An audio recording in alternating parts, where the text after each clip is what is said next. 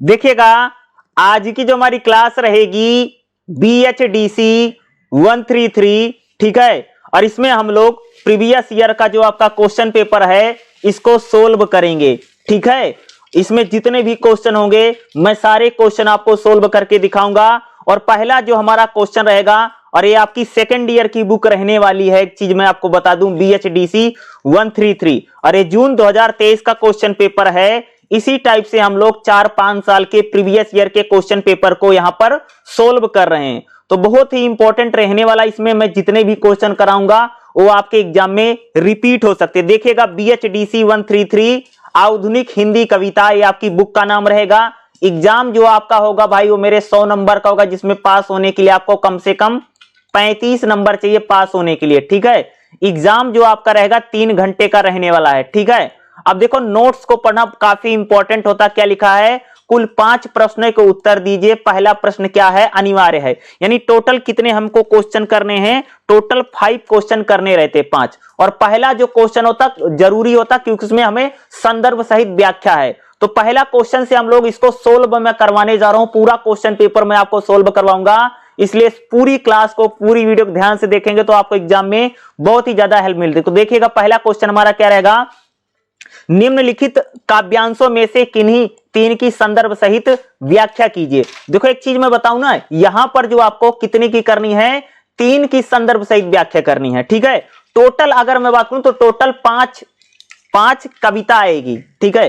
5 में से आपको 3 कविताओं की क्या करनी है, संदर्भ सहित व्याख्या करनी है, ठीक है। अब हम लोग इसमें 3 करेंगे, मन करेगा तो आप बोलोगे जैसे 3 करते 5 कर देंगे, बट मैं आपको यहां 3 और 5 जो पोयम की मैं आपको संदर्भ सहित व्याख्या करके बताऊंगा वो आपके एग्जाम में रिपीट भी हो सकती हैं और वो आ भी सकती हैं, ठीक है। और ये काफी इंपॉर्टेंट है, और कि कोई भी ये नहीं करेगा कि भाई संदर्भ सहित व्याख्या छोड़ के चले आओ, करके आना है, नहीं आता तब भी करके आना है, ठीक है।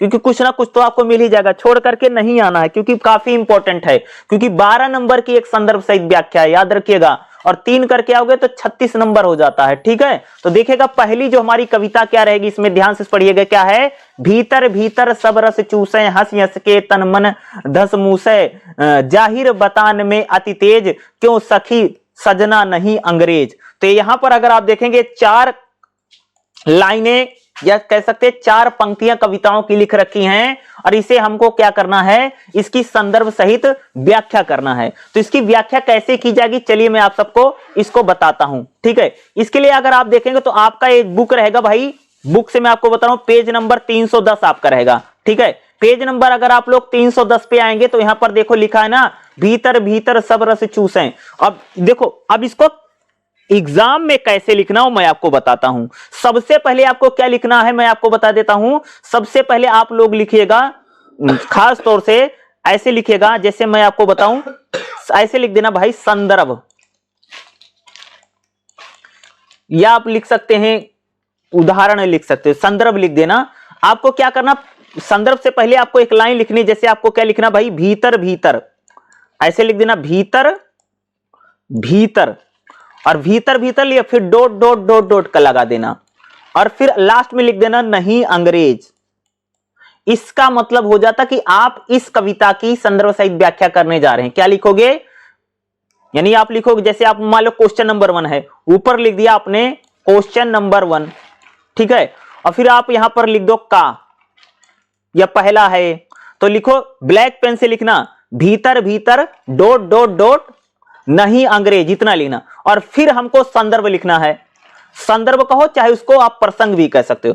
संदर्भ या प्रसंग में क्या लिखना मैं आपको बता रहा हूं, इग्नू वाले तो कुछ भी लिख देते हैं, ठीक है। ऐसा संदर्भ नहीं लिखना, मैं जो बता रहा हूं वैसे संदर्भ लिखोगे तो आपके लिए बहुत बेहतरीन रहेगा। देखो हमको क्या लिखना है कि यह कविता, ठीक है, या कह सकते हैं यह प्रसंग हमारी पाठ्य पुस्तक, बुक का नाम क्या है, हिंदी आधुनिक कविता BHDC 113 से लिया गया है, इतना आप लिखेंगे। और इस कविता के रचयिता कौन है, भारतेंदु हरिश्चंद्र है। क्या लिखोगे, इस कविता के रचयिता भारतेंदु हरिश्चंद्र हैं, और भारतेंदु हरिश्चंद्र इस कविता में कह सकते हो कि जो आम जनमानस है, क्या लिखोगे, जो जनमानस है उसमें नई चेतना का क्या करना चाहते हैं, प्रसार करना चाहते हैं, समझ रहे। और भारतेंदु हरिश्चंद्र, आपको पता होगा भारतेंदु हरिश्चंद्र का भाई आपको पता होगा कि हमारे देश में अंग्रेज जो है भारतीयों का शोषण खूब करते थे। तो अंग्रेजों के शोषण से भरपूर शासन के संबंध में इतने सीधे तौर पर कहने का साहस भारतेंदु दिखाई। यानी अंग्रेज भारतीयों का किस प्रकार से शोषण और दमन करते हैं उसको कह सकते हैं कि भारतेंदु ने यहां पर स्पष्ट रूप से दिखाया है। इसको आपको किस में लिखना पड़ेगा, संदर्भ में लिखना पड़ेगा। संदर्भ जो रहेगा इसी प्रकार से पेपर में लिख करके आइएगा, ठीक है। अभी हम लोगों ने यहां पर पेन और पेपर पर संदर्भ जो मैं बोला वो लिखा नहीं है, लेकिन अगली बार जब मैं क्लास करूंगा तो मैं आपको बाकायदा डेमो के तौर से दिखाऊंगा ताकि आप लोग एग्जाम में ऐसे संदर्भ को लिखें।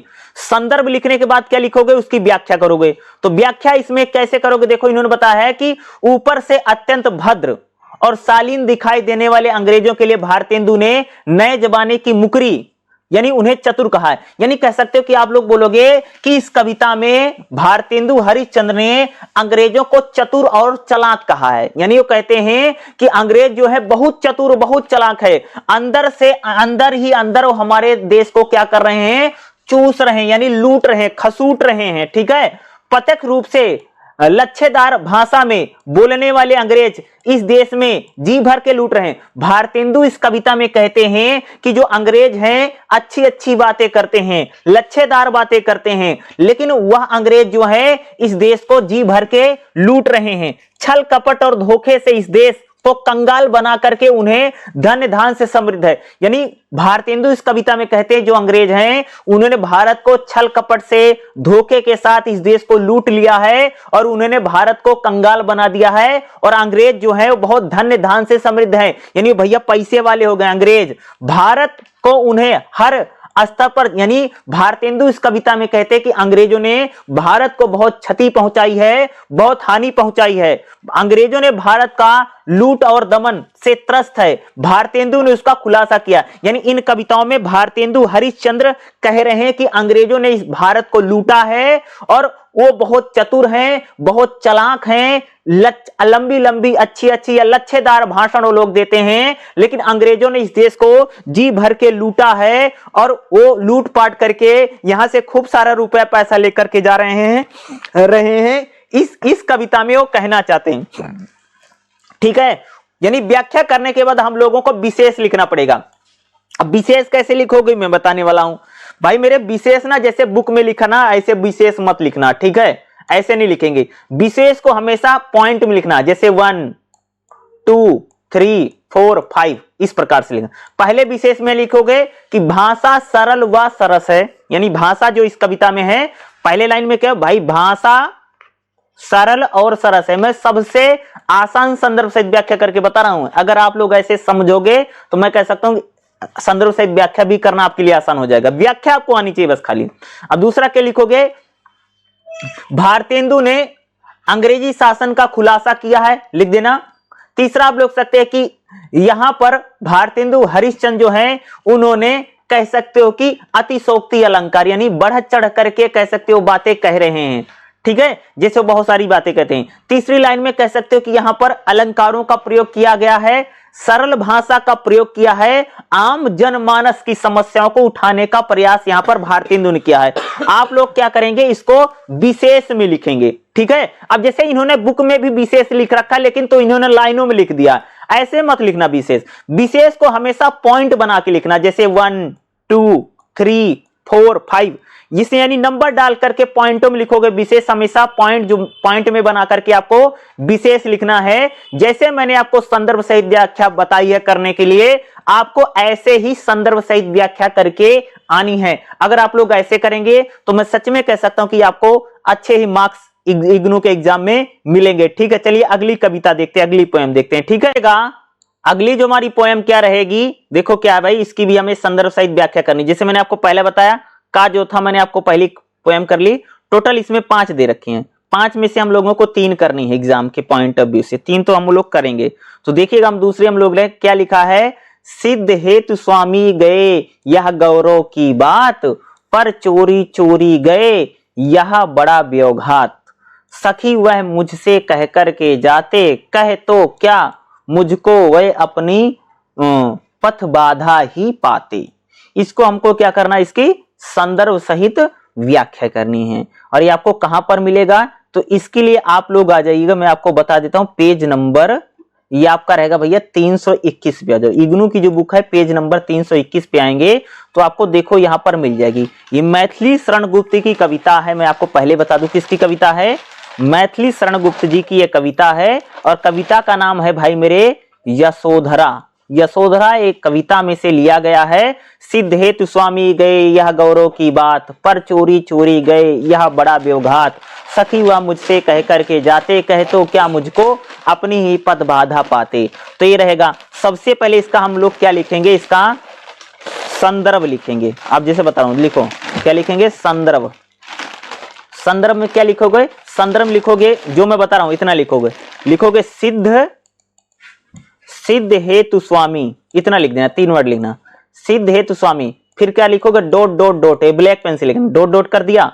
और फिर लास्ट लाइन है, लास्ट की 3 शब्द लिख देना, बाधा ही पाते। क्या लिखोगे, बाधा ही पाते, ये ब्लैक पेन से लिख दिया। उसके बाद हम लोग क्या लिखेंगे, इसका प्रसंग लिखेंगे।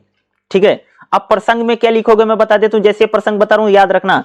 क्या लिखोगे, यह काव्यांश, यानी कविता को काव्यांश बोलते हैं। क्या लिखोगे, यह काव्यांश हमारी पाठ्य पुस्तक। क्या लिखोगे, यह काव्यांश हमारी पाठ्य पुस्तक BH, क्या लिखोगे, BHDC 133 आधुनिक हिंदी कविता से लिया गया है, जिसमें जो कविता मैथिली शरण गुप्त ने लिख रखी है। और यह कविता यशोधरा नामक काव्यांश से ली गई है, जिसमें मैथिली शरण गुप्त जो हैं वो कह सकते हैं यशोधरा, और यशोधरा की मन की जो व्यथा है उसको यहां पर उन्होंने व्यक्त किया है। ये आप इसको केस में लिखेंगे भैया, इसको संदर्भ बोलो या चाहे प्रसंग बोलो, इतना ही लिखना पड़ेगा, याद रखना।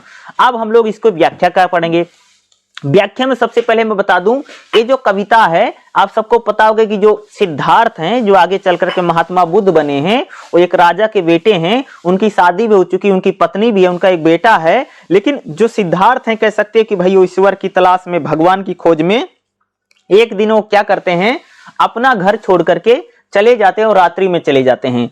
तो कह सकते हैं कि इस व्याख्या में क्या करोगे, सिद्धार्थ अपने जीवन के सत्य की खोज में संसार के सभी दुखों का त्याग करके वन में चले गए। यानी जो सिद्धार्थ हैं, भाई सिद्धार्थ जो है महात्मा बुद्ध का पूरा नाम है, यानी जब राजा तो सिद्धार्थ के नाम से, तो सिद्धार्थ जो है अपने यानी उन्होंने सत्य की खोज में सांसारिक सुखों को, यानी राजपाट को छोड़ करके, पति पत्नी उतनी को छोड़ करके रात में वो वन में चले गए।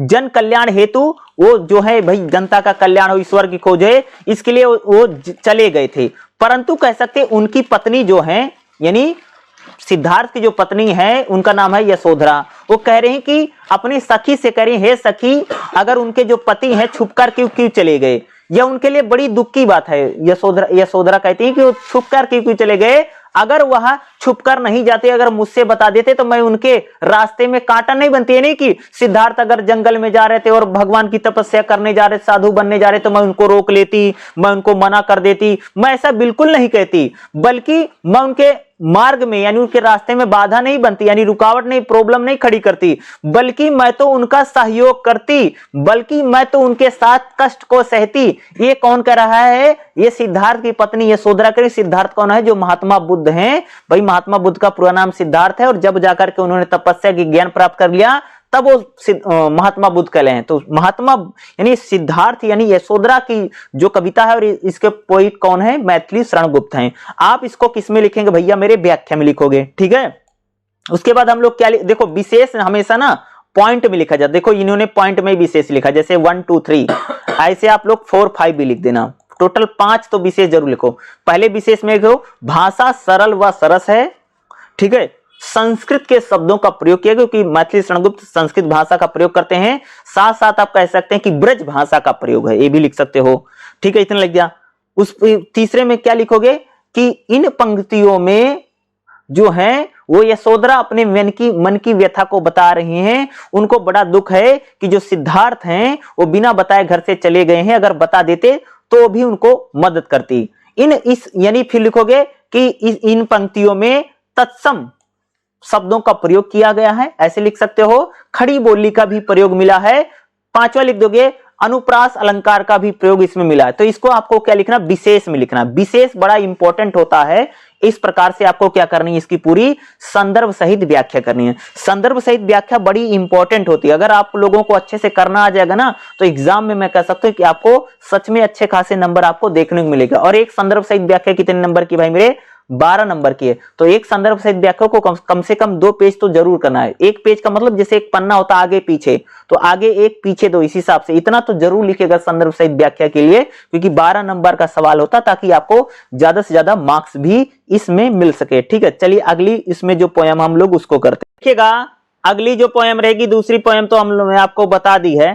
ठीक है, अब नेक्स्ट पोयम को हम लोग देखते हैं। देखिए तीसरी क्या है, ले चल वहां बुलावा देकर मेरे नाविक, धीरे धीरे जिस निर्जल में सागर लैली, अंबर के कानों में गहरी निश्चल प्रेम की कथा कहती हो, तज कौलाहल की अवनी रे। यानी इनकी हमें क्या करनी है, संदर्भ सहित व्याख्या करनी है। संदर्भ सहित व्याख्या जो मैं करवा रहा हूं ना, ये आप सबके एग्जाम में आ भी सकती है। ठीक है, और जैसे जैसे मैं संदर्भ सहित व्याख्या बता रहा हूं, इसी प्रकार से आपको करना है। तो आप लोग आ जाना भाई, मेरे बुक नंबर पेज नंबर आपका रहेगा 343 में आ जाइएगा। ठीक है, तो यहाँ पर आपको देखिए पोएम मिल गई ना, ले चल वहां बुलावा देकर, और देखो तज कोलाहल के अवनी रे। देखो ये पोएम आपकी एग्जाम में आई है ना, इसी की हमको क्या करनी है, संदर्भ सहित व्याख्या करनी है, आपकी बुक में है। तो देखो इसमें क्या लिखो, सबसे पहले लिखो भाई मेरे, इसका जैसे मान लो प्रश्न नंबर 1 लिखा, फिर लिखो यहाँ इसका गा वाला है, गा पार्ट है, गा लिखा,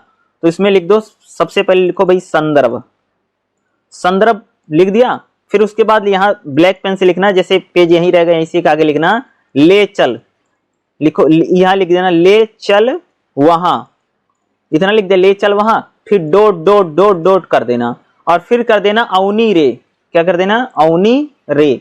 ये हमारा संदर्भ हो गया। अब हमें क्या लिखना, अब हमें लिखना जी इसका प्रसंग लिखना। क्या लिखना है, संदर्भ के बाद हमें लिखेंगे भाई ये प्रसंग। ठीक है, तो प्रसंग में क्या लिखोगे, प्रसंग में बता रहा हूं, देखो यह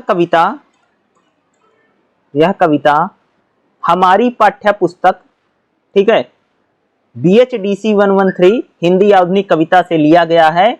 इस कविता के रचयिता यानी इस कविता को जो लिखने वाले हैं वो जयशंकर प्रसाद जी हैं। ठीक है, और जिसमें कह सकते हैं उन्होंने प्रकृति के मूल रूप को अपनी आंखों से देख सके, अपने कानों से महसूस करते हैं और अपने हृदय की गहराई महसूस कर सके। इस कविता में से तात्पर्य वैसी दुनिया से जहां मनुष्य संघर्ष में माहौल को स्थगित कर सके। यानी एक प्रकार से कह सकते हैं कि इस कविता में जयशंकर प्रसाद जो हैं वो प्राकृतिक जो सौंदर्य है उसके बारे में यहाँ पर क्या कर रहे हैं, वो उन्होंने अपनी बातें बताई हैं। इसको किस में लिखना है, इसको प्रसंग में लिखना है। ठीक है, प्रसंग में ही लिखना है। ठीक है, जो मैं बता रहा हूं, क्योंकि आसान लिखना है प्रसंग, बुक वाले पता नहीं कैसा प्रसंग दे रखा है, ऐसे लिखोगे तो भाई लिख ही नहीं पाएगा। अब देखो इसकी व्याख्या कैसे करना, व्याख्या बहुत इंपॉर्टेंट पार्ट रहता है किसी भी। तो व्याख्या कैसे करो, देखो जयशंकर प्रसाद जी इस कविता में ऐसे लोक की कल्पना करते हैं जहां धरती का कोलाहल बिल्कुल ना हो। करें कि भाई जयशंकर प्रसाद जो है इस कविता में सोच रहे हैं कि धरती का एक ऐसा पार्ट, एक ऐसी जगह मिल गई जहां बिल्कुल भी कोलाहल मतलब आवाज, शोरगुल जिसको बोलते हैं ना, बिल्कुल नहीं है। प्रकृति अपने मूल रूप में दिखाई पड़ रही, यानी वहां पर कोई आवाज वाइज सुनाई नहीं दे रही। यानी प्रकृति का जो मूल रूप है, यानी जयशंकर प्रसाद जी करें कि मैं प्रकृति का बिल्कुल असली रूप भी कह सकते हो मूल रूप को कह सकते हैं असली रूप दिखाई पड़ रहा है।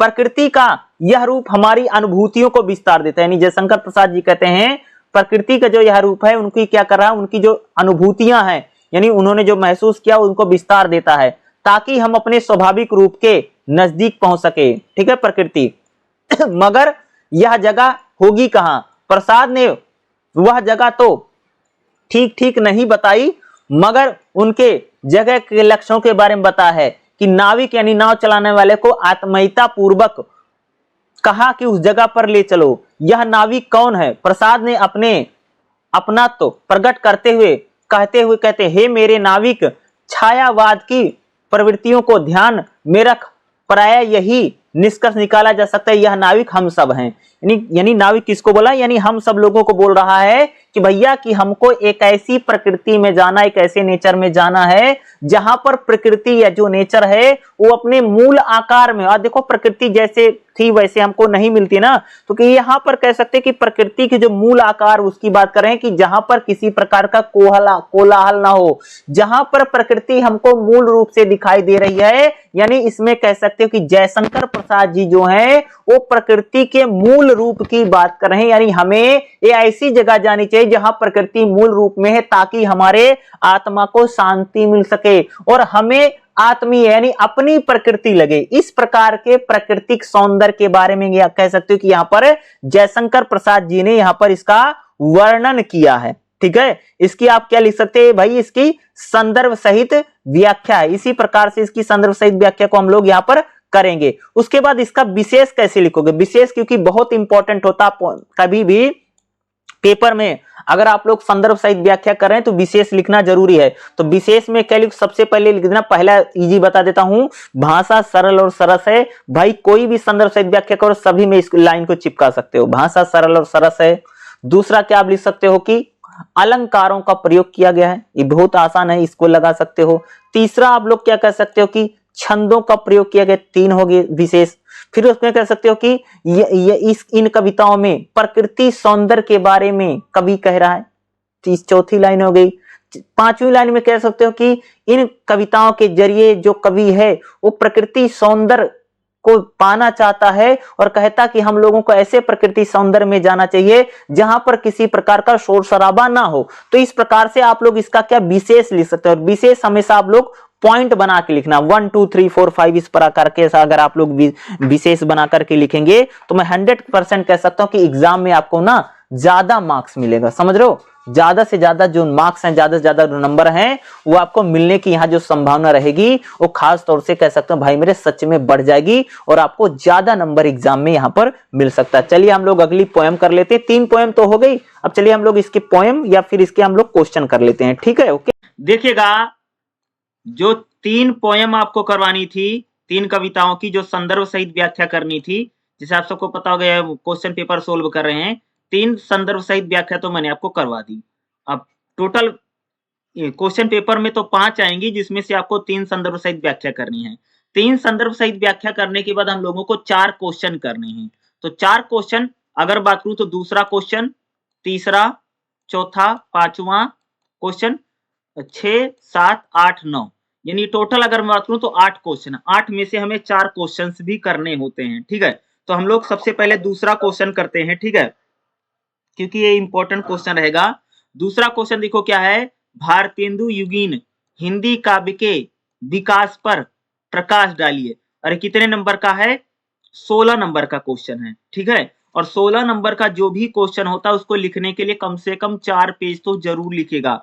इग्नू की जो सीट होती है ना, आपको पता होगा ना, जो आपको बुकलेट मिलती है, आंसर शीट जिसे आप लोग बोलते हैं, आंसर शीट जो होती है उसमें 4 पेज जरूर लिखेगा। 4 पेज का मतलब होता है जैसे एक पन्ना है उसके आगे पीछे, तो 16 नंबर के लिए 4 पेज जरूर लिखा है और संदर्भ सहित व्याख्या आप 2 पेज जरूर लिखेगा।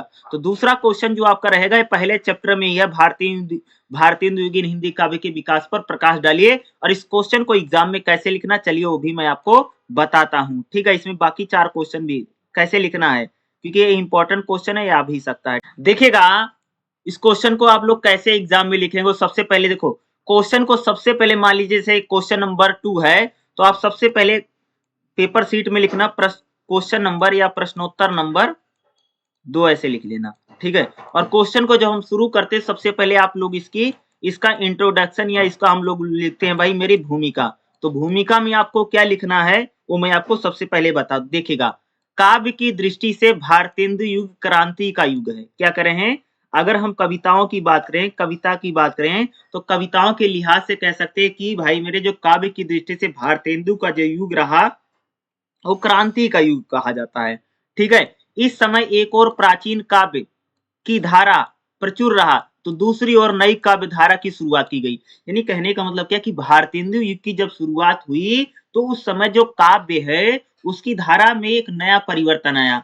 ठीक है, और एक नई धारा की शुरुआत हुई। इस युग के कवियों को 3 कोटियों में रखा, यानी भारतेंदु युग के जो कवि हैं उनको हम 3 श्रेणी, कोटि का मतलब यानी 3 श्रेणी में रख सकते हैं, ठीक है। प्रथम कोटि में ऐसे कवि हैं जिन्होंने आधुनिकता से अपने आप को बिल्कुल अलग रखा, यानी बहुत से ऐसे कवि थे जो लोग आधुनिकता से उन्होंने बिल्कुल अलग रखा। सेवक, सरदार, हनुमान कवि इस कोटि में आते हैं। दूसरी कोटि में ऐसे कवि को रखा जाता है जिन्होंने कविता लिखने का आरंभ तो प्राचीन परंपरा के अनुकूल किया, किंतु पूर्व व आधुनिक से युक्त काव्य रचना करते चले गए। यानी पहले कवि ऐसे थे, कह सकते हो, यानी भारतेंदु युग में अगर आप लोग देखेंगे तो हमें 3 प्रकार के ऐसे कवि दिखाई देते, 3 प्रकार के कवि थे। और भारतेंदु युग में कह सकते हो कि भाई मेरे भारतेंदु युग में कविता लिखने का एक क्रांतिकारी युग रहा। काव्य रचनाओं में कह सकते हो कि बहुत बड़ा परिवर्तन आया।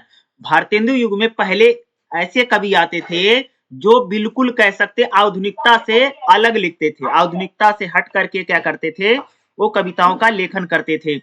दूसरे ऐसे कवि थे जो प्राचीन जो हमारी परंपराएं थी, यानी पुराने जो परंपराएं जो रीति रिवाज थी उनके जैसे उन्होंने लिखना शुरू किया, लेकिन बाद में क्या हो कि वो फिर आधुनिकता में चले गए। ऐसे कवि में स्वयं भारतेंदु हरिश्चंद्र है। इस कोटि के अन्य कवियों में बद्रीनाथ, प्रेमघन, प्रताप नारायण मिश्र और राधा कृष्ण हैं।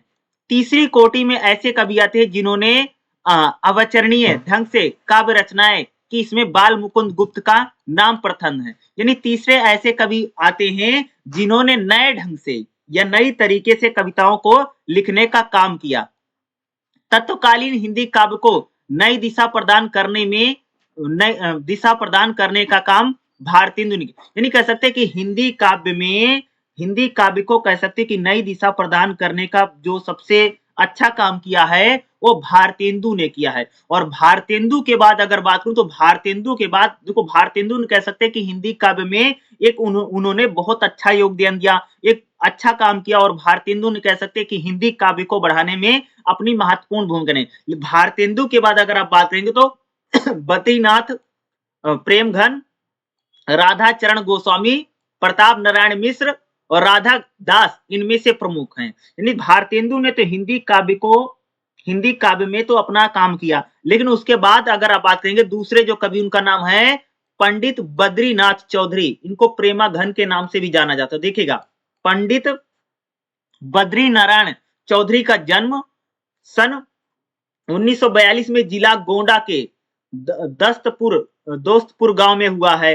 वर्षा ऋतु में इन्हें विशेष लगाव है। यानी अगर मैं बात करूं, पंडित बद्री नारायण जो चौधरी, ये कहाँ के हैं, गोंडा जिला है, यूपी में पड़ता है, ठीक है। और इनका खास तौर से वर्षा ऋतु मतलब यार बारिश का जो मौसम है ना, बारिश के मौसम से इनका ज्यादा लगाव है जी, कह रहे हैं। इसलिए इन्होंने अपना उपनाम भी प्रेमाघन मतलब समझते हो, बादल जो बरसते हैं उसको हम, घन मतलब बादल होता, प्रेम यानी इनका बादलों से क्या है, जब बारिश होती है उससे बड़ा लगाव था। ये भारतेंदु के मित्र थे।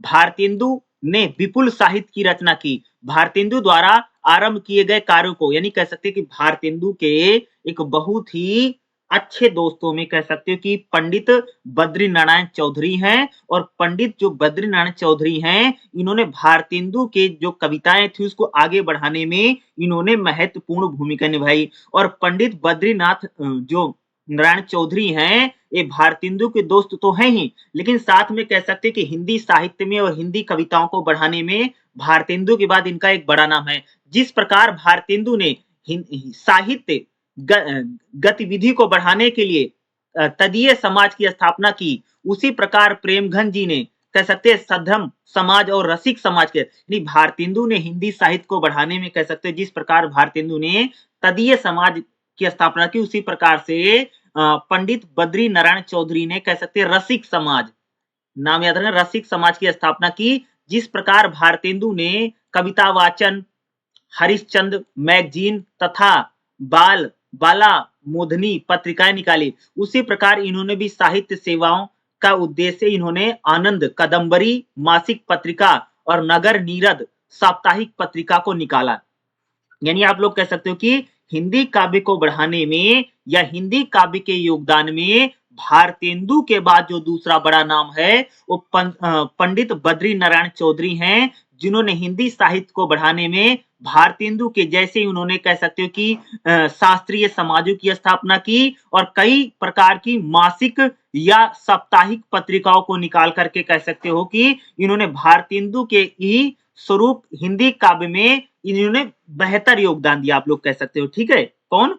पंडित बद्रीनारायण चौधरी, जिसको हम प्रेमाघन बोलते हैं। और ये हेडिंग नंबर 1 डाल के इसको लिखना पड़ेगा। ठीक है, हेडिंग डाल के लिखेगा। ठीक है, क्योंकि जो नाम रहेगा उसको इंपॉर्टेंट करके डाले, क्योंकि एग्जाम में ऐसे लिखना। ठीक है, दूसरी अगर बात हुई, अगर हम इन्हीं की बात करें, इन्होंने प्रयाग में रमागमन और वृद्ध विलाप के अलावा विपुट काव्य रचना की। इन्होंने विभिन्न अवसरों पर काव्य रचनाओं की प्रवृत्ति इसमें थी। महारानी विक्टोरिया की हरित जयंती के अवसर पर, सनातन धर्म सम्मेलन के अवसर पर, नागरी लिपि के कचहरियों में प्रवेश के अवसर पर दादा भाई नरोजी के पार्लियामेंट में प्रवेश के अवसर पर तथा भारतेंदु के निधन पर इन्होंने अनेक कविताएं लिखी। यानी कह सकते कि खास तौर से जो पंडित बद्री नारायण जो चौधरी हैं, जिनको हम प्रेमाघन कह रहे हैं, इन्होंने कह सकते कि हर जो अवसर रहा, हर अवसरों पर कह सकती इन्होंने अपनी कविताओं को लिखने का काम किया। इंग्लैंड में दादा भाई नरोजी को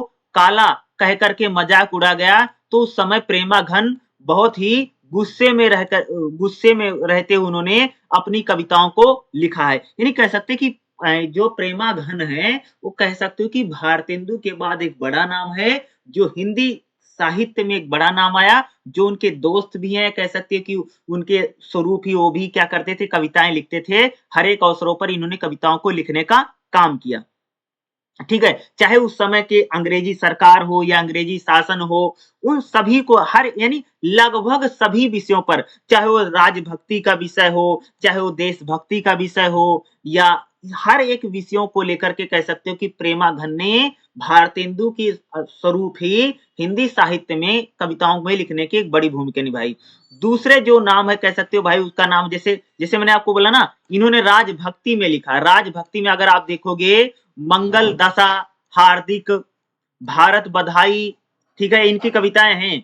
आर्य अभिनंदन, सौभाग्य समागम, देशभक्ति को लेकर के इन्होंने कौन कौन सी कविताएं लिखी प्रेमाघन ने, जैसे कली कला दर्पण है, पितर प्रलाप है, हार्दिक है, भारत बधाई है, स्वागत पत्र है, आनंद बधाई है। ये क्या है? ये प्रेमाघन ने जो कविताएं लिखी हैं उनके नाम है। हिंदी के अन्य प्रेम में देखो इन्होंने क्या लिखा, आनंद बधाई शीर्षक में इन्होंने कविता लिखी हास्य को लेकर के, हास्य बिंदु और होली की नकल। जैसे इन्होंने कह सकते कि इन्होंने अपनी नई नई कविता, देखो ये जो कविताओं का मैं नाम बता रहा हूँ, कविताओं का नाम आपको याद होना बहुत ज्यादा जरूरी है। आप लोग एग्जाम में इनका टेबल बना के लिख सकते हो कि भाई प्रेमाघन ने देशभक्ति के ऊपर कौन कौन सी कविताएं लिखी, या राजभक्ति को लेकर के कौन कौन सी कविताएं लिखी, या हास्य में उन्होंने हास्य बिंदु और दूसरा उन्होंने होली की नकल, ये दो उन्होंने कह सकते कि प्रमुख कविताओं को लिखने का काम किया। और प्रेमाघन के बाद अगर बात करेंगे भारतेंदु युगीन हिंदी साहित्य को बढ़ाने में दूसरा जो सबसे बड़ा नाम है, वो नाम है भैया प्रताप नारायण मिश्र। क्या नाम है? प्रताप नारायण मिश्र। प्रताप नारायण मिश्र का जन्म 24 अक्टूबर 1856 को कानपुर में हुआ। स्कूली शिक्षा ढंग से, यानी स्कूली शिक्षा इनकी बहुत ज्यादा बेहतर नहीं हो पाई। हिंदी अंग्रेजी के अलावा यह स्वाध्याय से इन्होंने उर्दू, फारसी और बंगला भाषा में ज्ञान प्राप्त किया। यानी कह सकते कि जो प्रताप नारायण मिश्र हैं, इनको हिंदी अंग्रेजी के अलावा उर्दू भाषा हो, फारसी भाषा हो, बल्कि बंगाली भाषा हो, इन सभी भाषाओं को इनको ज्ञान प्राप्त हुआ। भारतेंदु द्वारा प्रकाशित पत्रिका कवि वाचन सुधा के द्वारा उनका झुकाव भारतेंदु की ओर हुआ। मिश्र जी का प्रथम काव्य रचना प्रेम पुष्पवली की प्रशंसा स्वयं भारतेंदु ने की। भारतेंदु जैसे कवि की प्रशंसा पाकर मिश्र जी को बहुत बल मिला और उन्होंने कई सारी कविताओं को लिखने का काम किया। अगर मैं बात करूं तो ये जो प्रताप नारायण मिश्र हैं, ये भी भारतेंदु के ही समकक्ष हैं, आसपास के कवि माने जाते हैं। मिश्र ने तत्कालीन अन्य कवियों की भांति ही 1883 में ब्राह्मण नामक एक मासिक पत्रिका निकाला। यह पत्र 50 वर्षों तक चला। भारतेंदु युग में कह सकते हो कि साहित्य में एक नई दिशा देने का काम इनका बड़ा योगदान रहा। और इन्हें प्रताप नारायण मिश्र ने कौन कौन सी कविताएं लिखी, जैसे प्रेम पुष्पावली, मन की लहर इनकी कविता है, सिंगार विलाप, ठीक है, या दंगल खंड, दंगल खंड क्या आल्हा एक गायन है, कविताओं में इन्होंने लिखा है, ठीक है। ठीक है, लोको शतक जिसमें 100 कहावतें देशभक्ति कविताओं पर लिखी गई। यानी इन्होंने प्रताप नारायण मिश्र जो है इन्होंने कौन कौन सी कविताएं लिखी। देखो एक बात हो, किस कवि ने कौन कौन सी कविताएं लिखी ना, ये इंपॉर्टेंट है। और ये अगर आपने कविताओं का नाम बता दिया और खासतौर से इसको जब पेपर में लिखो ना तो ब्लैक पेन से नाम लिखना कि इन्होंने कौन कौन सी कविताएं लिखी। जैसे आपने लिखा प्रेम पुष्पावली, मन की लहर, श्रृंगार विलाप, दंगल खंड आल्हा, ठीक है। अगर आपको लोकाशक्ति शतक, 100 कहावतें देशभक्ति कविताओं की हैं। तो इस प्रकार से अगर आप लोग इनकी कविताओं का अगर नाम एग्जाम में लिखेंगे तो आपको एग्जाम में ज्यादा नंबर मिल सकता है, क्योंकि आप किसी कवि की आप कविताओं को याद रखना बड़ा जरूरी है। बाकी चीजें तो आप घुमा फिरा के लिख देंगे एग्जाम में, बट उसकी कविताएं उन्होंने कौन कौन सी कविताएं लिख रखी बड़ा इंपॉर्टेंट है। ये चीजें याद करने की भाई मेरे, ये पेपर में लिखना जरूरी है। बाकी तो आप बता सकते हो कि उन्होंने भारतेंदु के साहित्य को आगे बढ़ाने में बड़ी भूमिका निभाई है, उन्होंने कई अच्छी-अच्छी कविताएं लिख रखी है, उन्होंने कह सकते हैं भारतेंदु के जैसे उन्होंने वो हिंदी साहित्य को बढ़ाने में विशेष योगदान दिया। ये सारी बातें तो जो स्टूडेंट है वो तो लिखेगा ही लिखेगा, ठीक है। लेकिन किसी भी कवि की कविताओं को लिखना बहुत ज्यादा जरूरी है। जैसे प्रेमा घन की मैंने कविताएं बताई, उसी प्रकार से प्रताप नारायण मिश्र ने कौन कौन सी कविताएं लिखी, ये मोस्ट इंपॉर्टेंट है। इतना तो तुमको पता ही, चाहे रट लो चाहे समझ लो, क्योंकि इसको लिखने से ज्यादा मार्क्स मिल सकता है। खास तौर से उन्होंने कौन कौन सी कविताएं लिखी हैं, ठीक है। अगली अगली अगर हम बात करें, नेक्स्ट अगर कवि की बात करें तो इसमें जो पोइट है उनका नाम भाई, तीसरे जो कवि हैं राधा चरण गोस्वामी, ठीक है। भारतेंदु युगीन हिंदी साहित्य को बढ़ाने में अगले कवि हैं राधा चरण गोस्वामी, जिन्होंने भारतेंदु युगीन हिंदी काव्य को बढ़ाने में विशेष योगदान दिया। देखो राधा चरण जी का जन्म 25 जनवरी सन 1859 को वृंदावन में हुआ। इनके पिता गोस्वामी जी स्वयं सुकवि थे, यानी इनके फादर भी कवि थे। भारतेंदु हरिश्चंद्र ने हरिश्चंद्र मैगजीन तथा हरिश्चंद्र चंद्रिका की पत्रिका का प्रकाशन किया। राधा चरण जी हरिश्चंद्र मैगजीन पढ़ा करते थे। इस पत्रिका के माध्यम से उन्होंने हिंदी के प्रति प्रेम बढ़ा। हिंदी के प्रचार के लिए उन्होंने कवि कुल कौमुदा नामक एक संस्था की स्थापना की। तत्कालीन अंग्रेजी शासन जनभाषी हिंदी के विकास को रोकने का षड्यंत्र रच रहा था। राधा चरण जी ने ऐसे समय शिक्षा कमीशन के सामने हिंदी के पक्ष में 21,000 लोगों से हस्ताक्षर करवा के आवेदन दिए। अन्य लेखकों के समान ही उन्होंने भारतेंदु नामक पत्र निकाला और इसके माध्यम से हिंदी साहित्य में सेवा की। राधा चरण जी की गद्य पद्य में लगभग 3600 ग्रंथों की रचना की, 36 ग्रंथों की रचना की। ब्रज भाषा में राधा चरण जी को अत्यंत प्रेम था। ब्रज भाषा के संबंध में वह लिखते हैं, यानी कह सकते कि राधा चरण जो गोस्वामी हैं, इन्होंने क्या भाई कह सकते इन्होंने भारतेंदु हरिश्चंद्र की कविता पढ़ी और भारतेंदु की कविता पढ़ने के बाद इनको हिंदी साहित्य में इनका बहुत ज्यादा इंटरेस्ट हुआ।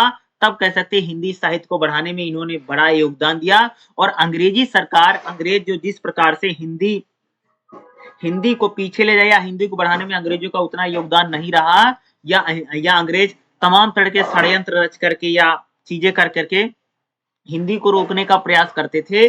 उस समय कह सकते कि उन्होंने एक संस्था की स्थापना की और हिंदी साहित्य को आगे बढ़ाने में बहुत योगदान दिया। कौन? राधा चरण गोस्वामी। और राधा चरण गोस्वामी जो हैं, ये ब्रज भाषा से इनको अत्यंत प्रेम था, तो सही बात है, लेकिन कह सकते कि साथ ही साथ इन्होंने हिंदी काव्य को या हिंदी कविताओं को बढ़ाने में राधा चरण गोस्वामी जी का एक बड़ा या प्रमुख योगदान इनका रहा है, ठीक है। अगर मैं राधा चरण गोस्वामी की बात करूं तो इनकी कौन कौन सी कविताएं रचनाएं हैं, जैसे नव भक्त माला, दामिनी, ठीक है, शिशुर सुमन, इक्स चमन, प्रेमी संबंधी दोहे, भ्रमर गीत, ठीक है, निपट नंद, बारामासी, प्रेम बगीचा, भारत संगीत, पद, विधवा विलाप, ठीक है, या छपाया, श्री गोपिका गीतम, ठीक है। इस प्रकार से इन्होंने कह सकते हैं कि कई सारी यानी जो इनकी रचना काव्य हैं या इनकी रचनाएं हैं, ठीक है, रचनाओं और कविताएं इन्होंने कौन कौन सी लिखी वो इंपॉर्टेंट है। अगले कवि इनका है, उनका नाम है राधा कृष्ण दास, ठीक है। ये भी भारतेंदु युगीन हिंदी काव्य को बढ़ाने में इनका भी बड़ा योगदान रहा। क्या नाम है? राधा कृष्ण दास। राधा कृष्ण दास का जन्म 7 अगस्त सन 1965 को काशी में हुआ। ये भारतेंदु मंडल के मुख्य कवियों में से हैं। साथ ही भारतेंदु हरिश्चंद्र के फुफेरे भाई थे। कैसे थे? फुफेरे, यानी इनके बुआ के लड़के थे। भारतेंदु के बुआ का लड़के थे। कौन थे? राधा कृष्ण दास थे। ठीक है, फुफेरे मतलब ये होता है। हिंदी भाषी साहित्य के विकास के लिए उन्होंने बहुत सारा प्रयास किया। सन 1893 में स्थापित नगरी प्रचारणी सभा काशी के सभापति रहे और इसके माध्यम से हिंदी भाषा साहित्य के गौरवमय स्थान दिलाने में प्रयास किया।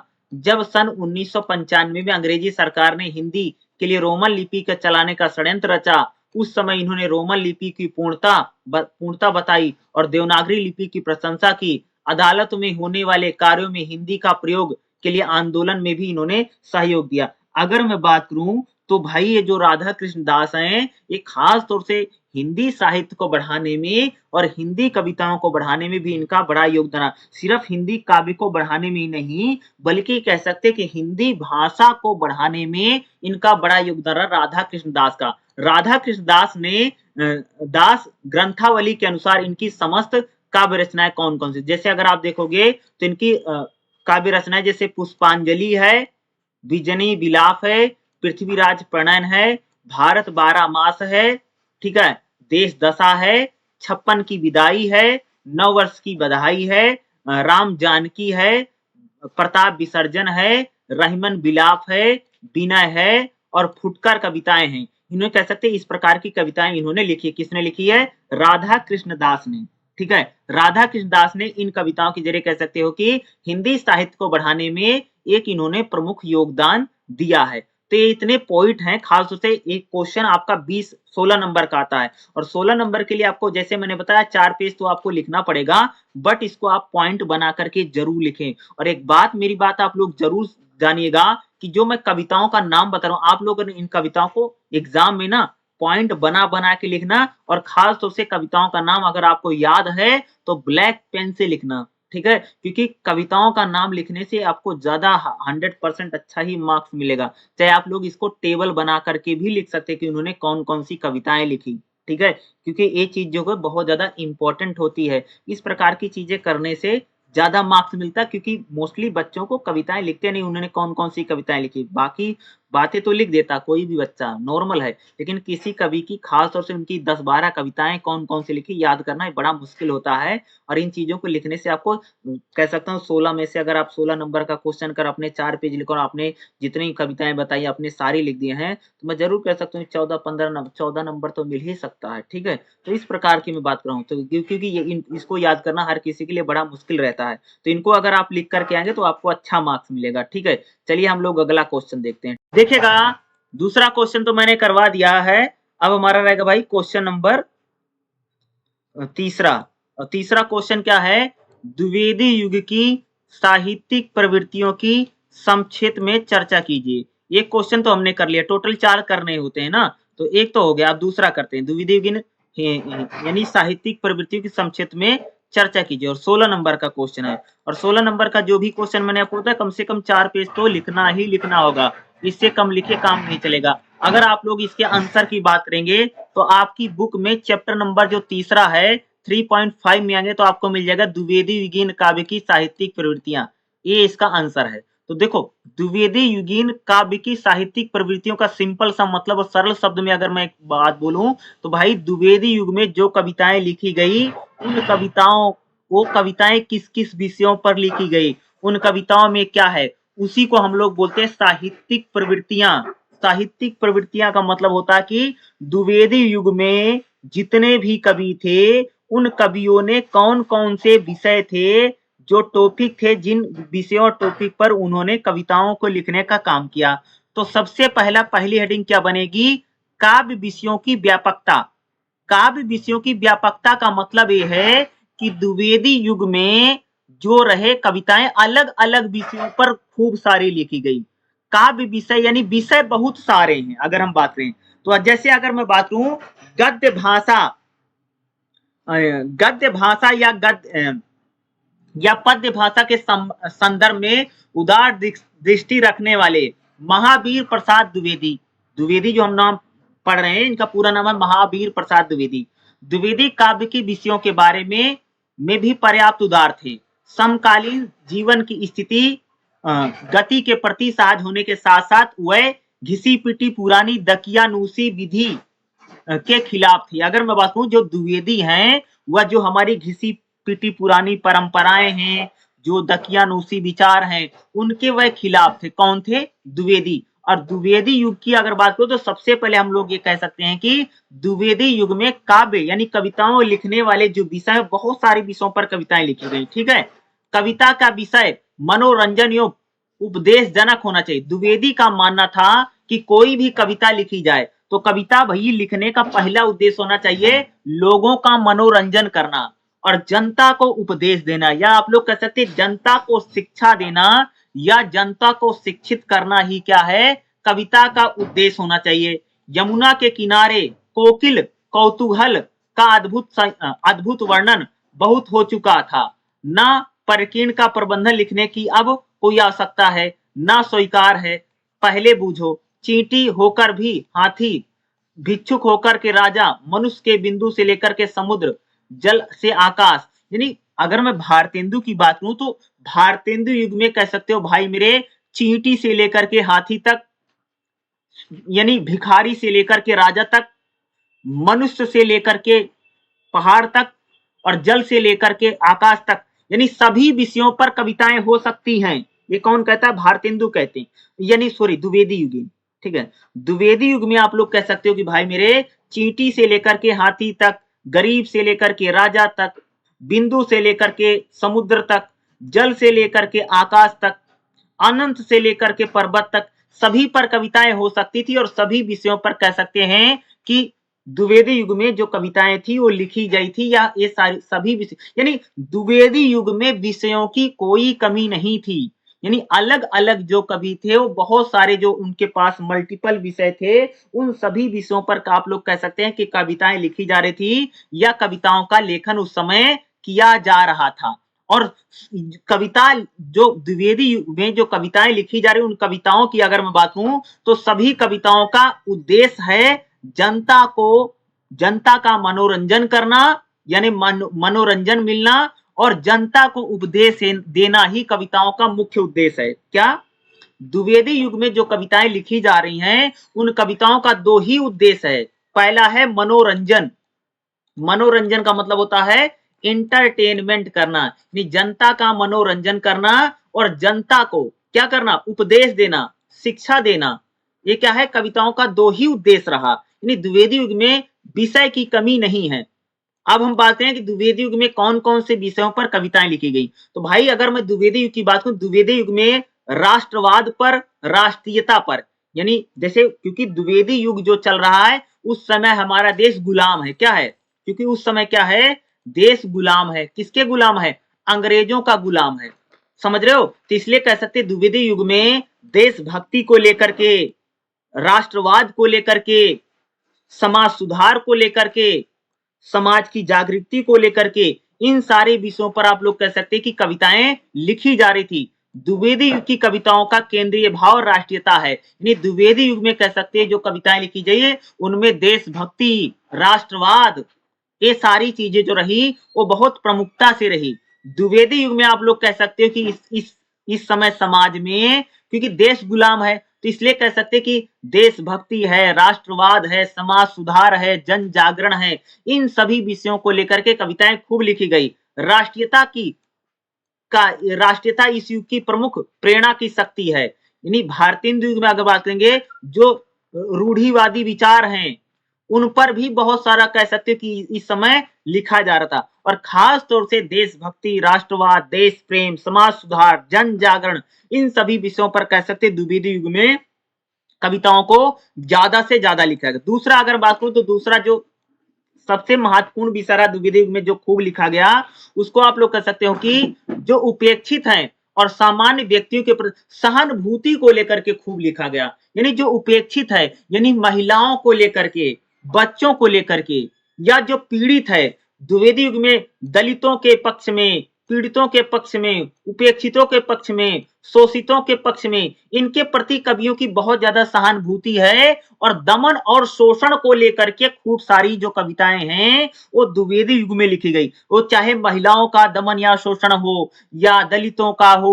उपेक्षितों का हो, शोषितों का हो, इन सभी यानी जो नारियों की समस्या, जो महिलाओं की समस्या है, या जो गरीब व्यक्ति की समस्या है, इन सभी विषयों पर कह सकते हैं कि इस समय कविताओं को या काव्य की रचना की गई। अगर हम बात करेंगे किसानों को लेकर के, मजदूरों को लेकर के, इन सभी पक्ष को लेकर के इस समय जो कविताएं थी वो लिखी। जिस प्रकार से जमींदार, उच्च ब्राह्मण, पूंजीपति, धनवान, महाजन, जिस प्रकार से समाज में किसानों का, मजदूरों का शोषण व दमन कर रहे थे, इस शोषण और दमन के खिलाफ कह सकते हो कि द्विवेदी युग में एक प्रकार से सहानुभूति को लेकर के कविताओं को लिखा जा रहा था, या कह सकते इस समय कविताओं का लेखन किया गया द्विवेदी युग की अगर मैं बात करूं। द्विवेदी युग में अगर आप बात करेंगे तो स्वच्छंदवादी काव्य खूब किए गए। स्वच्छंदवादी काव्य का मतलब है कि इस समय के कवियों ने सूक्ष्म और गहन विस्तार या सोच समझ के खूब सारी कविताओं का लेखन किया। स्वच्छंद का मतलब होता है कि कवि को जो लग रहा है, जो उसके मन में है, वो उन बातों को या उन चीजों को उन्होंने लिखने का काम किया। यानी कह सकते हैं कि द्विवेदी युग के जो कवियों ने अपनी विचारधारा का खंडन करके जन जीवन को एक नई यथार्थ और सौंदर्य की गति देने वाली गतिशील विचारधारा का समर्थन भी करती है। अगर बात करें यानी द्विवेदी युग के जो कवि हैं वो पुराने रीति रिवाजों को लेकर के नहीं चलते हैं, बल्कि जो प्रगतिशील विचारधारा है उस प्रगतिशील विचारधारा, याद रखना, प्रगतिशील विचारधारा, नई विचारधारा, आधुनिकता के समर्थक है। क्या एक शब्द लिखना भाई मेरे, कि आधुनिकता। ठीक है, द्विवेदी युग के जो कवि है क्या आधुनिकता के समर्थक, और आधुनिकता को लेकर के उन्होंने कह सकते हैं इस प्रकार की कविताओं को लिखने का काम किया। खास तौर से अगर आप बात करें जैसे मुकुटधर पांडे हैं, लोचन प्रसाद पांडे हैं, रूप नारायण पांडे हैं, आदि जो रचनाकार कह सकते हैं इन्होंने प्रगतिशील विचारधारा को लेकर के द्विवेदी युग में अपनी कविताओं को लिखने का काम किया। द्विवेदी युग में अगर आप देखेंगे प्रकृति को लेकर के खूब सारी कविताएं लिखी। प्रकृति का मतलब है इस समय के कवियों ने झील है, झरना है, नदी है, पहाड़ है, यानी प्राकृत सौंदर्य को लेकर के, क्या मैंने बोला, प्राकृत सौंदर्य को लेकर के कह सकते कि इस समय कविताओं का जो लेखन है वह अत्यधिक रहा। प्रकृति चित्रण को लेकर के, जैसे कश्मीर सुषमा नामक एक लंबी कविता लिखी गई। दक्षिण भारत से प्रेरणा लेकर के पथिक रचना यहाँ पर की गई। ठीक है, यानी अगर आप देखेंगे तो प्रकृति सौंदर्य है उस इस प्रकार की कविताएं द्विवेदी युग में खूब हो रही हैं। यानी खास तौर से जो झील है, झरना है, नदी है, पहाड़ है, उनकी बात करेंगे तो खास तौर से इन कविताओं को खूब ले। दूसरा, प्रेम को लेकर के भी कह सकते हैं द्विवेदी युग में खूब सारी रचनाएं की गई। उद्दत प्रेम को लेकर के, या कह सकते हैं श्रृंगार की कविताओं भी कह सकते हैं द्विवेदी युग में लिखी गई। यानी श्रृंगार मतलब तो प्रेम, प्रेमी प्रेमिका का जो कविताएं लिखी जा रही थी उस प्रकार की कविताओं, यानी प्रेम का दैहिक प्रेम नहीं, बल्कि जो एक प्रकार यानी अलौकिक प्रेम को लेकर के यहाँ पर कविताओं को लिखा गया। जैसे साकेत में राम और सीता के दाम्पत्य प्रेम में परस्पर पूर्ण प्रेम की अभ्यंजना को, यानी उर्मिला के प्रेम की विरह को यहाँ पर भी दिखाया गया। अगर हम द्विवेदी युग की बात करें, यानी द्विवेदी युग में आप लोग कह सकते हैं यहाँ पर प्रेम को लेकर के खूब लिखा गया।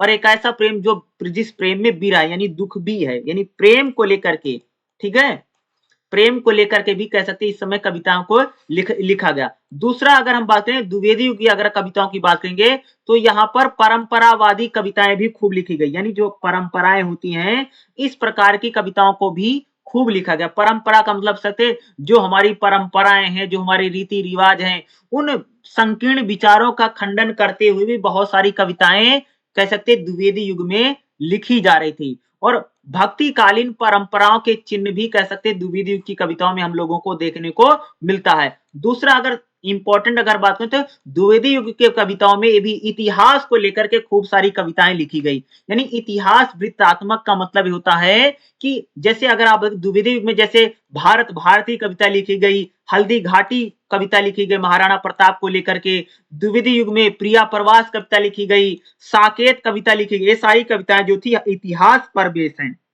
या ऐतिहासिक कविताओं को जो लिखा गया। इतिहास वृत्तात्मकता का मतलब होता है कि द्विवेदी युग में जो हमारा इतिहास, जैसे महाराणा प्रताप हैं, राम लक्ष्मण यानी साकेत लिखी गई, हल्दी घाटी लिखी गई, भारत भारती कविता लिखी गई, इन कविताओं से पता चलता है कि द्विवेदी युग में इतिहास से संबंधित जो विषय रहे, ठीक है, उन विषयों पर भी आप लोग कह सकते हैं कविता का लेखन किया गया, खासतौर से द्विवेदी युग में। तो आप लोग इनको पॉइंट बना करके लिखिएगा और 16 नंबर का क्वेश्चन रहेगा और 4 पेज में आप लोग, जैसे मैंने अलग अलग विषय बताए ना, कौन कौन से विषयों पर कविताएं लिखी गई, इनको बाकायदा आप लोग ब्लैक पेन से हेडिंग बना करके लिखेगा, तब कह सकते हो आपको अच्छा ही मार्क्स मिलेगा। ठीक है, चलिए अगला क्वेश्चन करते हैं। नेक्स्ट क्वेश्चन जो होगा, अगला जो हमारा क्वेश्चन रहेगा, तीसरा क्वेश्चन तो मैंने आपको बता दिया। चौथा क्वेश्चन क्या रहेगा देखिएगा, मैथिली शरणगुप्त के इतिहास बोध को रेखांकित कीजिए। ये भी आपका कितने नंबर का, 16 नंबर का क्वेश्चन रहेगा। ठीक है, यानी मैथिली शरणगुप्त का आपको क्या बताना है, इतिहास बोध बताना है। और आप लोग जैसे 5वें चैप्टर में, तो 5वें चैप्टर में अगर आप देखेंगे, यहाँ पर ये मैथिली शरणगुप्त का ही चैप्टर आपको मिल जाएगा। ठीक है, और इसमें आप देखेंगे तो 5.3 में इतिहास बोध, यही आपको बताना पड़ेगा। इतिहास बोध और मैथिली शरणगुप्त का ये जो क्वेश्चन पूछ रखा है, इसका सिंपल सा मतलब ये है कि मैथिली शरणगुप्त जो कविताएं लिखते हैं उसमें इतिहास विषय को लेकर के, यानी जो इतिहास में जो घटनाएं घटी हैं, उन घटनाओं को लेकर के उन्होंने कौन कौन सी कविताएं लिखी हैं और कौन कौन सी उन्होंने कविताओं की रचनाएं की हैं। सबसे पहले अगर बात कहूं तो मैथिली शरणगुप्त जो है भारत के राष्ट्रीय कवि में नाम आता है। क्या है, भारत के 2 राष्ट्रीय कवि हैं, एक तो है मैथिली शरणगुप्त और दूसरे सब आपको पता होगा रामधारी सिंह दिनकर हैं। ठीक है, भारत के 2 नेशनल पोइट हैं, राष्ट्रीय कवि जिसको आप लोग कह सकते हो ना। तो अगर मैं मैथिली शरणगुप्त की बात करूं तो जनमानस में राष्ट्रीय चेतना को जगाने के लिए और वर्तमान दुर्दशा के कारण को जानने के लिए मैथिली शरणगुप्त ने अतीत के वैभवशाली भारत का चित्रण अपनी कविताओं को दिया। यानी अगर मैं बात करूं तो मैथिली शरणगुप्त जो है भारत में जब राष्ट्रीय आंदोलन चल रहा था, तो उस राष्ट्रीय आंदोलन में, आंदोलन को जगाने में कह सकते हो कि मैथिली शरणगुप्त का एक बहुत बड़ा योगदान है। और मैथिली शरणगुप्त ने कह सकते हो कि भारत में राष्ट्रीय आंदोलन को जगाने में जो हमारा इतिहास है, उस इतिहास को लेकर के उन्होंने, यानी उन इतिहास की चीजों को लेकर के कविताओं के जरिए देश के लोगों में राष्ट्रवाद या देशभक्ति को जगाने का काम किया। हम कौन थे, क्या हैं और क्या होंगे, क्या है जानने की जिज्ञासा लोगों में उत्पन्न हो, इससे भारतीय संस्कृति की गरिमा और सभ्यता को वे जान सकें और गुलामी की श्रृंखला को तोड़ करके स्वतंत्र भारत के निर्माण में योगदान। यानी मैथिली शरणगुप्त अपनी कविताओं के जरिए बताते थे हम कौन है, क्या है और क्या आज क्या हो गए हैं। और मैथिली शरणगुप्त अपनी कविताओं के जरिए बताते थे कि भारतीय जो परंपरा है, भारतीय जो सभ्यता है, भारतीय जो संस्कृति है, इतनी बेहतर, इतनी अच्छी है, और आज ये देश जो अंग्रेजों का गुलाम हो गया है, उस गुलामी को तोड़ करके हमें स्वतंत्र भारत का निर्माण करना है। इन सारे चीजों को लेकर के, इस प्रकार के भाव को लेकर के मैथिली शरणगुप्त की कविताएं रही हैं। मैथिली शरणगुप्त ने अतीत के भव्य और उदार चरित्रों और कथाओं के माध्यम से युग की आवश्यकता के अनुसार एक कुशल चित्रकार की भांति नया रूप देकर के, नहीं कह सकते कि जो मैथिली शरणगुप्त हैं उन्होंने बताया कि देखो, मैथिली शरणगुप्त बताते हैं कि हमारा इतिहास बहुत अच्छा रहा और उसको चित्रित करके कह सकते हैं कि देश के जो उस समय के भाई जो सेनानी थे या जो क्रांतिकारी थे, उन क्रांतिकारियों में कह सकते हो कि जोश भरने का काम मैथिली शरणगुप्त ने किया। गुप्त जी ने अन्य आज के मान इतिहास ही नहीं बल्कि उन्होंने रामायण हो, महाभारत हो, पौराणिक कथा हो, इन कथाओं के जरिए भी कह सकते कि देशभक्ति के भावना भरने का काम अपनी कविताओं के जरिए किया। स्वयं गुप्त जी इस बात को मानते थे कि इस देश का असंख्य आदर्श जन हो गए हैं, उनकी धार्मिकता, वीरता, उदारता, परोपकारिता और न्यायप्रियता एवं शील और आदि के गुणों से इतिहास अलौकिक रहा है। उसके ऊपर अन्य काव्य आदि लिखे गए हैं। ऐसे काव्य का चरित्र में सहयोग नहीं बल्कि उसके अनेक कारण। यानी कह सकते कि मैथिली शरणगुप्त मानते हैं भारत का जो इतिहास है बहुत गौरवशाली इतिहास रहा। उस गौरवशाली इतिहास को गा करके या उस गौरवशाली इतिहास के गायन को लिख करके वो हमारे देश के लोगों में क्रांतिकारी में देश राष्ट्रवाद या देशभक्ति की भावना को भरने का काम किया। मैथिली शरणगुप्त जी अतीत की वैभवशाली परंपरा, यानी मैथिली शरणगुप्त खास तौर से अतीत मतलब होता पुरानी जो चीजें हैं या जो हमारा पुराना इतिहास है उसमें बड़ा विश्वास है मैथिली शरण गुप्त का। ठीक है, उनका मानना है कि भारत की प्राचीन सभ्यता ही जनता को यह संदेश व प्रेरणा दे सकती है जिससे राष्ट्रीय भावना, देखो मैथिली शरण गुप्त कहते हैं कि भारत के लोगों को जगाने के लिए हमें इनको इनका इतिहास बताना पड़ेगा, ये मैथिली शरण गुप्त मानते हैं।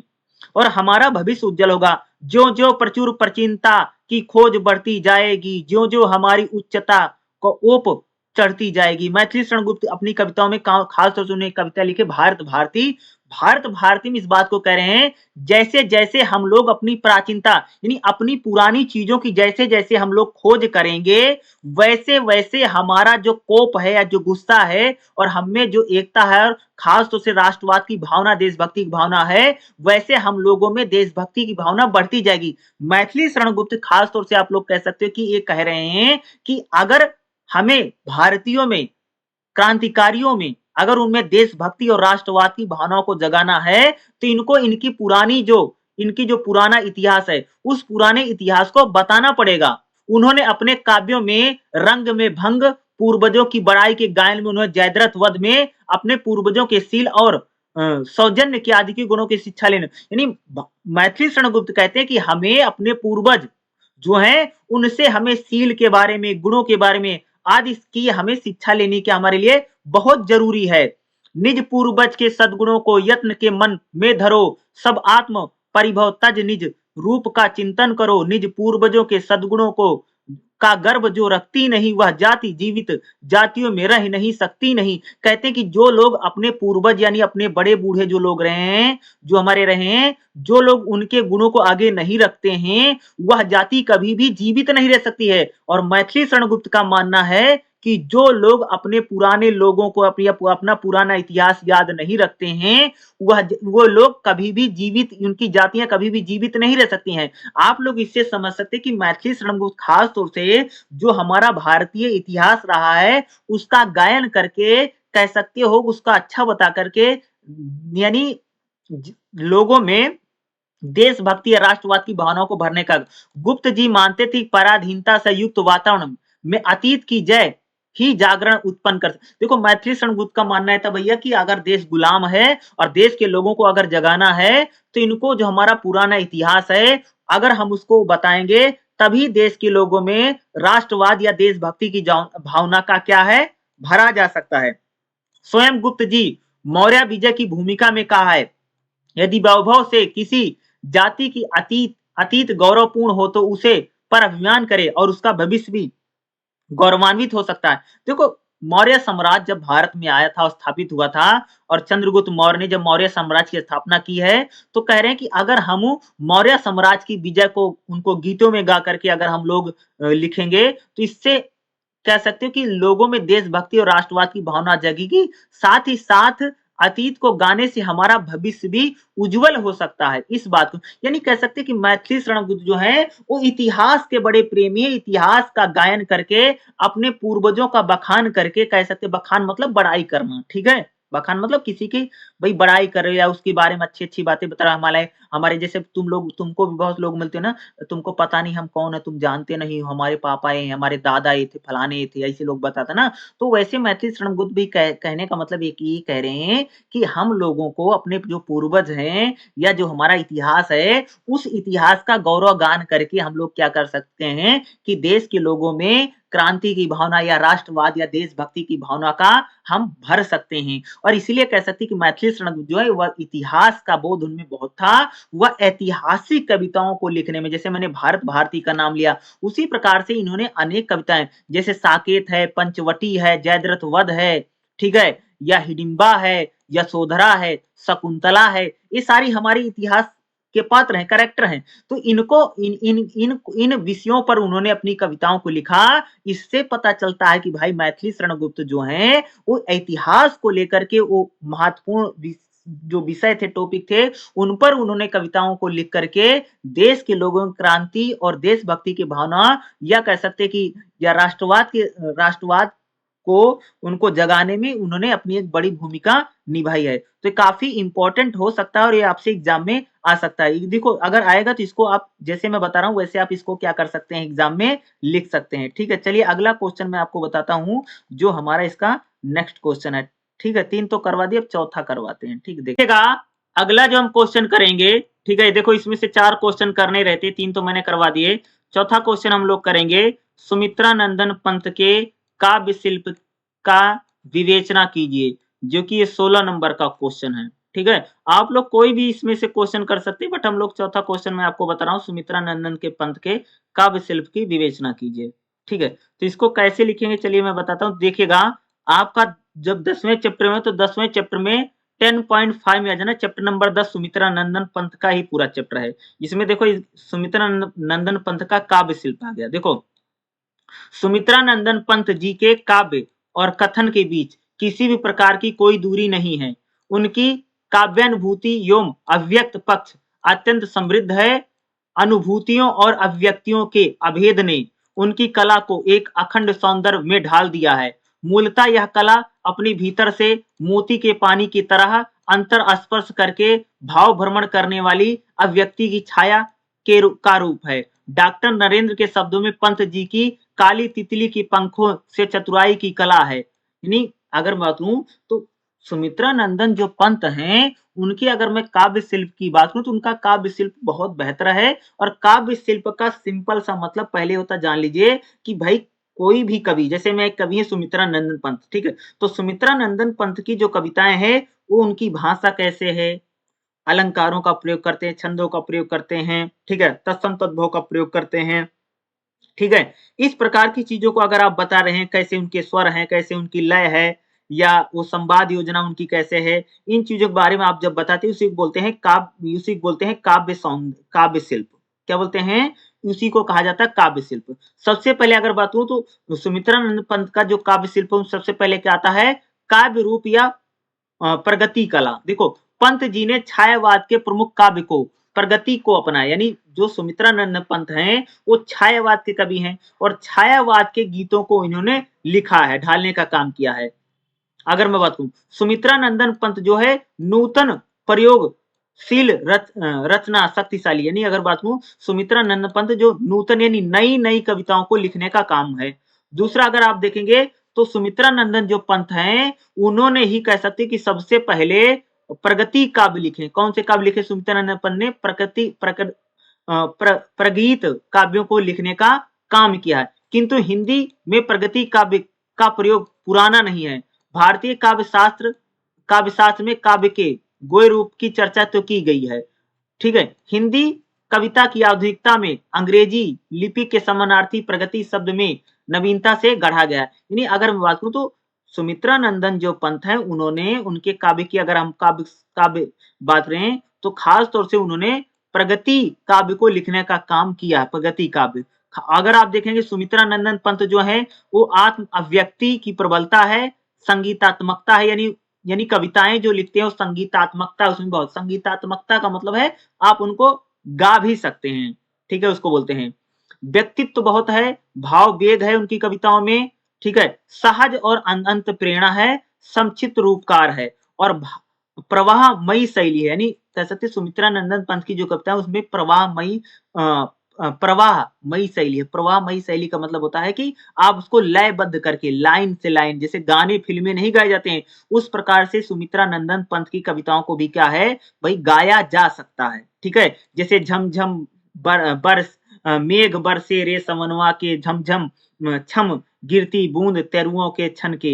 यानी इसको हम लोग क्या कर सकते हैं, लयबद्ध में गाया जा सकता है। यानी सुमित्रा नंदन पंत जो है प्रतिगीत यानी कविता लिखे हैं, यानी इन्हें खास तौर से इनकी कविताओं का जो प्रबलता है संगीतात्मकता है, यानी इनकी कविताओं को हम संगीत या म्यूजिक के साथ गा सकते हैं। दूसरा ये प्रवाह के रूप में इनकी कविताओं को हम लोग क्या कर सकते हैं, गा सकते हैं।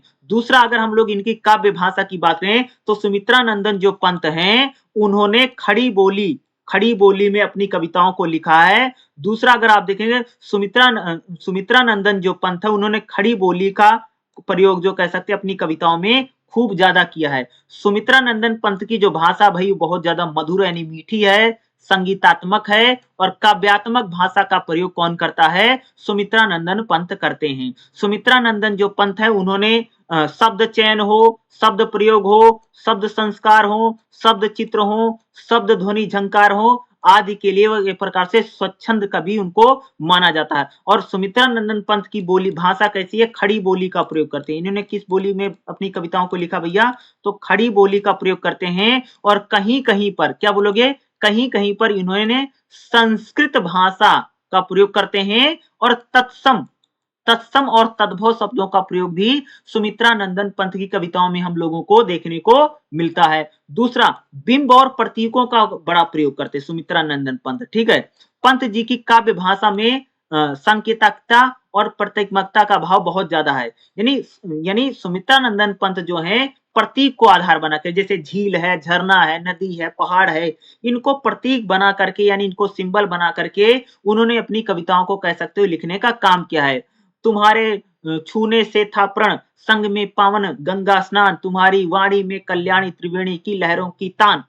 ठीक है, यानी ये खास तौर से जो यहाँ पर देखोगे नदी और संगम को इन्होंने आधार बना करके अपनी कविता को लिखा है, यानी इसको प्रतीक बना करके लिखा ना। तो उसी वही मैं बता रहा हूँ कि सुमित्रानंदन जो पंत हैं वो प्रतीक बना करके, और खास तौर से सुमित्रानंदन पंत एक प्रकृति प्रेमी कवि हैं, तो प्रकृति को आधार बना करके झील हो, झरना हो, नदी हो, पहाड़ हो, पर्वत हो, इनको आधार या इनको प्रतीक बना करके, प्रतीक मतलब एक सिंबल बना करके कह सकते हैं कि ये अपनी कविताओं को इन्होंने ज्यादातर लिखने का काम किया, यानी प्रतीकों का बड़ा प्रयोग करते हैं। ठीक है, प्रतीक कह सकते हैं कि जैसे जैसे बता नदी है, झील है, झरना है, पहाड़ है, इसको प्रतीक बना करके कहते हैं कि उन्होंने अपनी कविताओं को लिखने का काम किया है। दूसरा बात है सुमित्रानंदन पंत अलंकारों का प्रयोग करते हैं, छंदों का प्रयोग करते हैं। किसका प्रयोग करते हैं? अलंकारों का प्रयोग इनकी कविताओं में हमको खूब देखने को मिलता है। अलंकारों का प्रयोग इन्होंने बहुत ज्यादा अच्छे ढंग से किया है। मोती की लड़ियों से सुंदर झरते झाग रे निर्झर, यानी मोती की लड़ियों में पूरी, इसमें अगर आप देखेंगे तो इसमें यानी अगर आप देखेंगे तो अलंकारों का प्रयोग करते, छंदों का प्रयोग इनकी कविताओं में हम लोगों को देखने को मिलता है। और कहीं कहीं पर जैसे मैंने तत्सम तद्भव शब्दों का प्रयोग करते हैं, अलंकारों का प्रयोग करते हैं। जैसे मैंने आपको ना कि अलंकारी भाषा इनकी बहुत ज्यादा, अलंकारों का प्रयोग करते हैं। जैसे यहाँ देखो ना, तड़ित सा सुख मुख तुम्हारा ध्यान, प्रभा के पलक भर उर क्या है?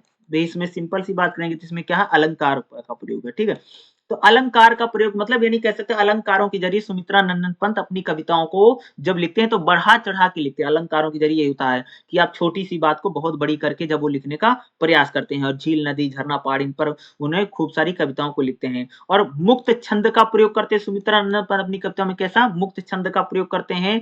स्वर लय का अद्भुत उन्होंने प्रयोग किया है। अगर हम सुमित्रानंदन पंत की बात करेंगे, शिल्प सौंदर्य की बात करें तो इनके कविताओं में शिल्प ज्यादा होता है। और इसी के साथ अगर आप देखेंगे तो जो मैं ये चौथा क्वेश्चन पेपर है, इतना आप लिख देंगे, इतना तो बिल्कुल सटीक रहेगा। ठीक है, तो खास तौर से अगर मैं इस क्वेश्चन पेपर की बात करूं जो आपका ये जून 2023 का क्वेश्चन पेपर है, तो इसमें मैंने आपको 3 कविताएं तो मैंने आपको करवा दी है। साथ ही साथ इसमें 4 क्वेश्चन थे, वो भी मैंने 4 क्वेश्चन करवा दिए। देखो अगर आप लोग देखो लिखा कुल 5 क्वेश्चन करने होते ना, तो भाई पहला हमने कर लिया जिसमें 3 कविता करवा दी और बाकी हमने 4 क्वेश्चन कर लिए, तो टोटल 5 क्वेश्चन हो गए ना। यानी आप याद रखिएगा कि आपको एग्जाम में 3 पोयम करनी होगी और 4 क्वेश्चन करने होंगे। और 4 क्वेश्चन के लिए 4 पेज लिखना है, 16-16 नंबर के हैं। कविताओं को कम से कम 2 पेज में तो जरूर लिखेगा, जो आपकी ये संदर्भ सहित व्याख्या यहाँ पर पूछी गई है आई है। ठीक है, और ये जून 2023 का जो मैंने क्वेश्चन पेपर करवाया, आज और भी मैं क्वेश्चन पेपर करवा दूंगा, उसमें कोई दिक्कत वाली बात नहीं है। बहुत सारे सब्जेक्ट के क्वेश्चन पेपर मैं करवा दूंगा। ठीक है, तो इस चीज को याद रखिएगा। ठीक है, अगली क्लास में भी मैं आपको क्वेश्चन पेपर जरूर करवा दूंगा और कई साल के। ठीक है, तो आप लोग कम से कम 5-6 साल के, अगर आप लोग 5 साल का तो मिल ही जाएगा, 5 साल का मैं करवा भी दूंगा। अगर आप लोग 5 साल के क्वेश्चन पेपर को कर लेंगे तो आपका एग्जाम अच्छा ही जाएगा, कोई दिक्कत वाली बात नहीं। 5 साल का प्रीवियस ईयर का क्वेश्चन पेपर कर लीजिए, इसी में आपका जो एग्जाम होगा लगभग पास हो जाएगा। और कविताओं को तो खास तौर से सारी पोएम को करके जाइए, क्योंकि इसमें से पोएम ज्यादातर आने की क्या संभावना रहती है। ठीक है, इतना तो जरूर कीजिए जितने मैं बता